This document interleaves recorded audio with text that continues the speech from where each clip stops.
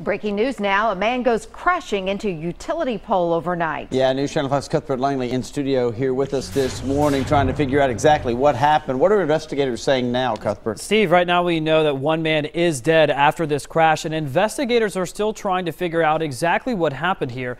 It happened around 9:30 last night on Royal Parkway near the Nashville airport. We were there as crews began their initial investigation, and you can see the car there appears to have slammed into that utility pole, which is a pretty good ways off the streets. The investigators I've been speaking with throughout the morning say they believe the man may have been speeding at the time of the crash. Crews tried to keep the man alive, but unfortunately he was pronounced dead a short time later. He was the only one in the car at the time of the crash, and police have not released his identity at this point. They are still in the process of notifying his family. Now, I've asked police if they believe drugs or alcohol played a role in that crash.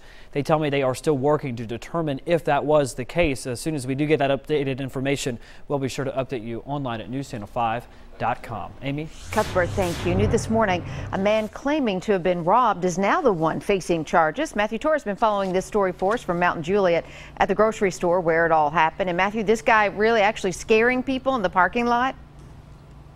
Well, people found him very suspicious to the point that they called police and reported on him. The suspect is 36-year-old David Thornton. He's at the Wilson County Jail this morning after after Mount Juliet police say that he approached several people here at the shopping center and told them that he was just robbed and needed their help.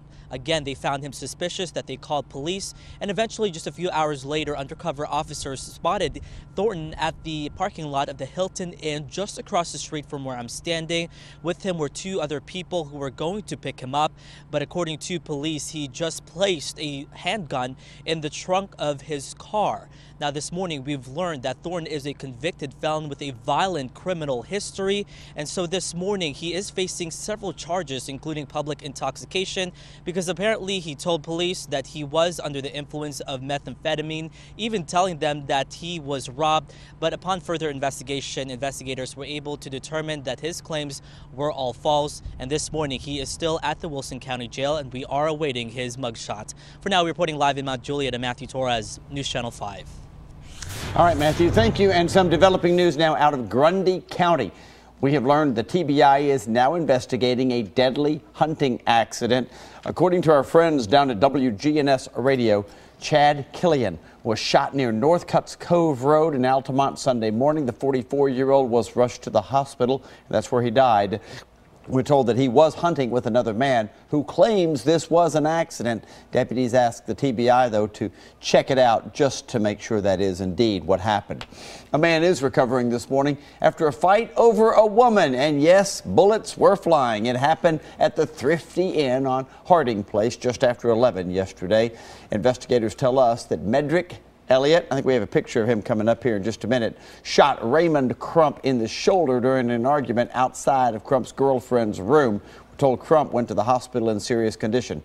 Elliott, pictured right here, was arrested just a short time later at that McDonald's that's not far away.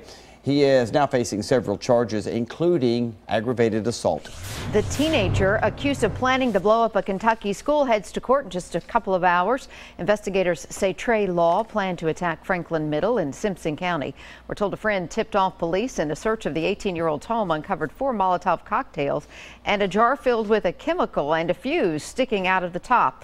The teen is now facing multiple charges.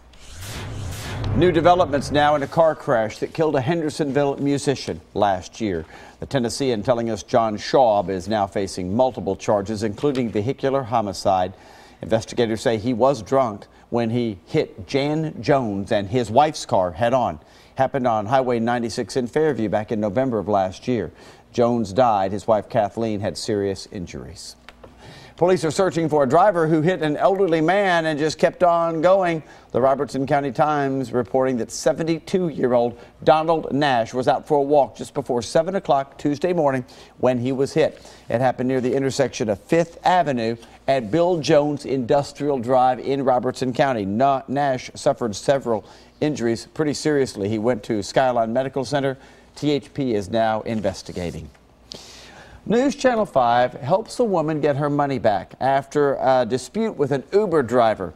On Monday, Andrea Tatum received a notification that she owed $200 to Uber for a cleaning fee. She used Uber over the weekend, and the company claims that the driver found a used feminine hygiene product in the back of the car, and it was a mess everywhere. However, Tatum says that can't be her because she's already had a hysterectomy and therefore should not have to pay some sort of cleaning fee fine.